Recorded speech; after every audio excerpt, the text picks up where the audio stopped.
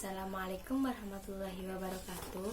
Perkenalkan, nama saya Lu'lu'il Azaliyah dari Prodi PGMI semester 2. Nah, di sini saya akan meresum presentasi teman saya yang berjudul dampak korupsi. Apa sih dampak korupsi pada suatu negara? Nah, di sini saya akan menjelaskan dampak-dampak korupsi yang dibagi menjadi 6 aspek. Yang pertama yaitu aspek ekonomi. Nah, di aspek ekonomi ini juga dibagi menjadi 4. Yang pertama yaitu turunnya produktivitas yang membuat lesunya pertumbuhan ekonomi, dan itu yang membuat produktivitas menurun. Hal ini akan menghambat sektor industri dan produksi supaya bisa berkembang lebih baik. Yang kedua, rendahnya kualitas barang dan jasa untuk publik. Nah, jika uang dikorupsi, maka kualitas suatu barang juga akan menurun. Dari kan tidak adanya biaya, dan itu akan membuat barang dan jasa mereka menjadi sesuatu yang apa adanya saja. Nah, contohnya jalan yang rusak. Nah, jalan yang rusak kan seperti pemerintah memberi anggarannya itu sebesar 15 juta. Nah, 15 juta itu kan ada laporannya ditulis 15 juta. Nah, seorang kayak mandor atau gimana lah, salah satu oknum yang membelanjakan uang tersebut menjadi suatu barang. Nah, barang tersebut dibelanjanya, barang yang dibelanjanya oleh oknum tersebut padahal tidak mencapai 15 juta. Nah, kan ada lebihnya, dan itu suatu oknum juga kan, misalnya kan itu pembangunan jalan yang macet di tengah jalan, maksudnya di tengah-tengah pekerjaan. Nah, karena kurangnya biaya. Nah, biayanya sebenarnya masih, tapi sudah dipakai salah satu atau lebih dari satu oknum yang tidak bertanggung jawab tersebut. Nah, jadi kan biayanya kurang. Kemudian yaitu menurunnya pendapatan sektor pajak. APBN sekitar 70% dibiayai oleh pajak. Dibuat penurunan pendapatan sektor pajak yang bermain, maksudnya oknum atau pegawai pajak. Nah, pegawai pajak ini ada yang nggak semuanya sih, ada yang mengambil keuntungan sendiri. Orang-orang yang tidak bertanggung jawab, mereka akan mengambil keuntungan sendiri. Kemudian meningkatnya hutang negara. Nah, jika semakin banyak uang yang dikorupsi suatu negara, maka hutang negara juga akan meningkat. Hal ini dikarenakan hutang yang sebelumnya belum terbayar. Nah, biasanya kan hutang ada yang nambah bunga. Nah, bunganya semakin tidak dibayar, semakin kan menumpuk gitu. Nah, mau dibayar itu uangnya kan kurang atau nggak ada. Jadi itu yang akan menambah hutangnya negara menjadi meningkat. Dampak korupsi yang kedua yaitu dampak korupsi terhadap aspek sosial dan kemiskinan. Nah, ini dibagi menjadi 4. 1. Pengentasan kemiskinan berjalan lambat. Nah, lemahnya koordinasi dan pendanaan dan lembaga. Karena korupsi, permasalahan kemiskinan itu sendiri akhirnya akan membuat masyarakat sulit untuk mendapatkan akses ke lapangan kerja yang disebabkan latar belakang pendidikan. Nah, pendidikannya itu kurang. Kemudian demoralisasi, yaitu masyarakat menjadi semakin individualis atau mementingkan dirinya sendiri dan keluarganya saja, tidak mementingkan orang lain atau tidak butuh. Mengapa masyarakat melakukan hal ini? Nah, itu dikarenakan memang sudah tidak ada lagi kepercayaan kepada pemerintahan, sistem, hukum, bahkan antar masyarakat itu sendiri. Yang ketiga, terbatasnya akses bagi masyarakat miskin. Jasa pendidikan, kesehatan, rumah, informasi, hukum, dan sebagainya sulit didapatkan oleh orang yang miskin. Karena akses untuk mendapat pekerjaan yang layak menjadi sangat terbatas. Nah, pekerjaan yang layak ini hanya bisa dimasuki. Maksudnya lapangan ini hanya bisa dilalui oleh orang-orang yang kaya saja. Dan pada akhirnya rakyat miskin tidak mempunyai pekerjaan dan selalu dalam kondisi miskin terus-menerus. Yang keempat, meningkatnya angka kriminalitas, korupsi, dan kualitas serta kuantitas kejahatan. Sangat berkaitan rasionya. Ketika korupsi meningkat, angka kejahatan meningkat, dan juga sebaliknya.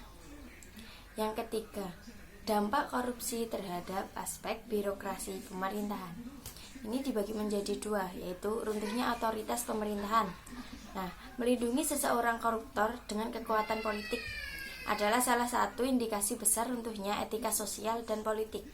Banyak kejadian juga kelompok politik akan rela dengan segala cara, meskipun anggotanya tersebut juga salah, dan mereka tidak akan mengaku kesalahan tersebut. Mereka akan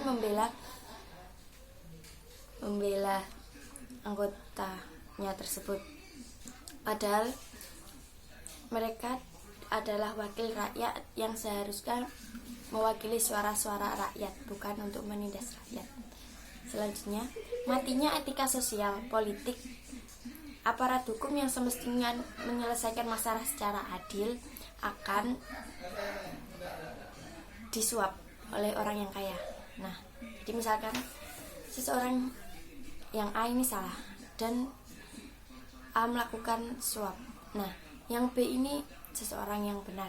Nah, yang B ini akan disalahkan karena A melakukan suap kepada oknum polisi tersebut. Nah, dan itu terjadi pada polisi yang tidak bertanggung jawab. Masih ada kok malah banyak juga polisi yang masih baik. Nah, kemudian dampak korupsi terhadap politik dan demokrasi. Menguatnya plutokrasi. Plutokrasi adalah pemerintahan yang diperintah atau dikendalikan oleh orang-orang kaya. Nah, orang-orang miskin tidak akan bisa mengendalikan karena ya kendala biaya tersebut. Nah, makanya orang-orang kaya lebih berkuasa. Kemudian hancurnya kedaulatan rakyat. Seharusnya kedaulatan ada di tangan rakyat.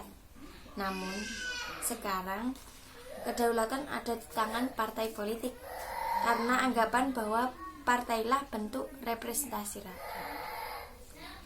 Yang ketiga, hilangnya kepercayaan rakyat terhadap demokrasi.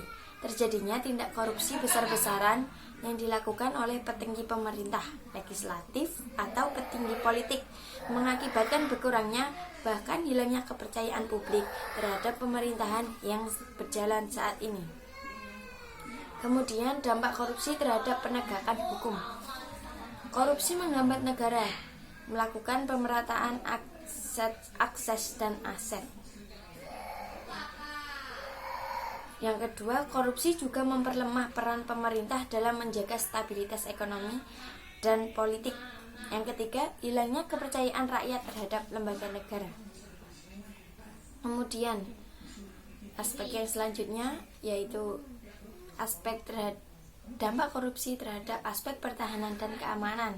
Yang pertama, lemahnya garis batas negara. Nah, nelayan asing misalnya dari Malaysia, Filipina itu seringkali melanggar ZEE atau zona ekonomi eksklusif yang mengeruk kekayaan Indonesia. Nah, Kementerian Kelautan dan Perikanan menyatakan bahwa Indonesia mengalami kerugian 9,4 triliun per tahun. Bayangkan itu sebesar apa kalau misalkan kita yang membayangkan. Kalau orang kaya yang membayangkan sih mungkin ya kecil.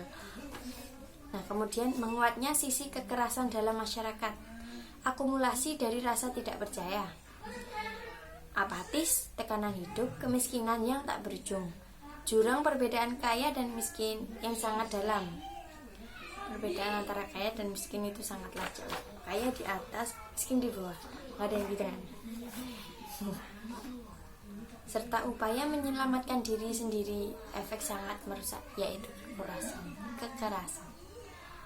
Kemudian yang terakhir, dampak korupsi terhadap kerusakan lingkungan. Yang pertama, menurunnya kualitas lingkungan. Kok bisa lingkungan kualitasnya turun?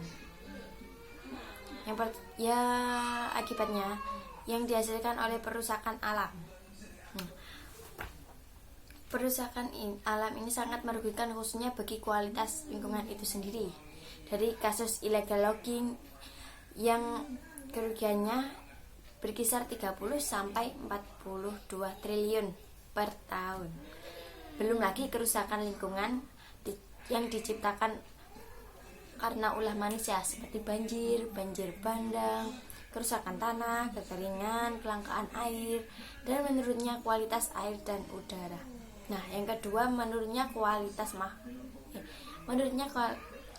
hidup. Loh, ngapain kok hubungannya dengan kualitas hidup? Lah, iya kan, misalnya hutan kalau rusak, nah kan kekeringan. Nah, kan makhluk hidup juga butuh oksigen buat bernafas. Untuk wilayah berkurangnya kualitas udara tentunya juga akan berakibat pada menurunnya kualitas kesehatan manusia yang menghirupnya. Udara misalnya polusi yang ada di cerobong asap itu yang mencemari udara. Dan kemudian kerusakan juga terjadi di perairan. Nah, misalnya kekurangan air bersih. Biasanya itu limbah pabrik yang dialirkan ke sungai, dan itu akan ke laut juga. Itu juga yang menurunkan kualitas hidup manusia. Nah, sekian dari saya, kurang lebihnya mohon maaf. Wassalamualaikum warahmatullahi wabarakatuh.